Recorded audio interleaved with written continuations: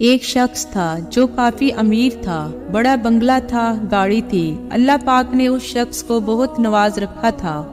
وہ شام کو گھر آیا، بچوں کے ساتھ وقت گزارا اور کھانا کھایا۔ اس کے بعد اپنے بستر پر لیٹ گیا۔ بڑا نرم بستر تھا، ٹھنڈا کمرہ تھا، مگر کروٹیں بدل بدل کے تھک گئے، لیکن نیند نہیں آ رہی تھی۔ اس شخص نے سوچا، نیند تو نہیں آ رہی، میں باہر گھومنے چلا جاتا ہوں۔ وہ باہر نکلا، گاڑی سٹارٹ کی اور گلیوں سڑکوں پر گھومنے لگا۔ آگے ایک مسجد نظر آئی اور مسجد کا دروازہ کھلا تھا۔ وہ مسجد کے اندر گیا۔ اس نے سوچا، وضو کر کے نفل پڑھ لیتا ہوں۔ وہ جیسے ہی مسجد کے اندر گیا، پوری مسجد خالی تھی، مگر ہلکی ہلکی کہیں سے رونے کی آواز آ رہی تھی۔ رات کو اس وقت کون ہے اور کیوں رو رہا ہے؟ اس نے دیکھا تو مسجد کے ایک کونے میں ایک غریب آدمی اللہ کی بارگاہ میں ہاتھ اٹھائے رو رہا ہے اور روتے روتے اللہ کی بارگاہ میں عرض کر رہا ہے، اے اللہ، میری بیٹی بیمار ہے، ڈاکٹر نے آپریشن کا کہا ہے، لیکن میرے پاس پیسے نہیں ہیں، کہاں سے لاؤں؟ اے رب کریم، تو ہی اسباب بنانے والا ہے، مجھ غریب کی حالت زار پر رحم فرما۔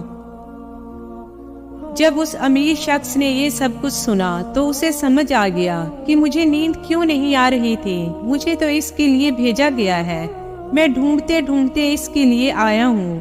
وہ غریب کے پاس گیا، جیب میں جتنی رقم تھی نکال کر اس کو دے دی۔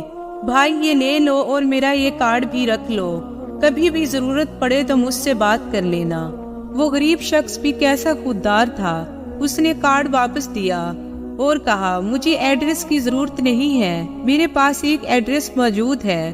وہ بولا، کون سا ایڈریس؟ تو غریب شخص بولا، یہ ہے نا، اللہ کی بارگاہ میں آیا، رب نے تمہیں بھیج دیا، دوبارہ ضرورت پڑے گی پھر اسی کی بارگاہ میں آ جاؤں گا۔ بے شک سارے دروازے بند ہوں، لیکن میرے کریم کا دروازہ ہر وقت کھلا ہوتا ہے۔ لیکن ہمارا پرابلم یہ ہے، ہم جاتے ہی نہیں اس کے پاس۔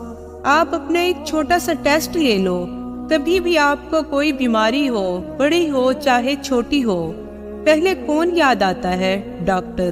کہتی ہے، یار ڈاکٹر کے پاس لے چلو، بڑا درد ہے، کوئی اچھا ڈاکٹر معلوم کرو۔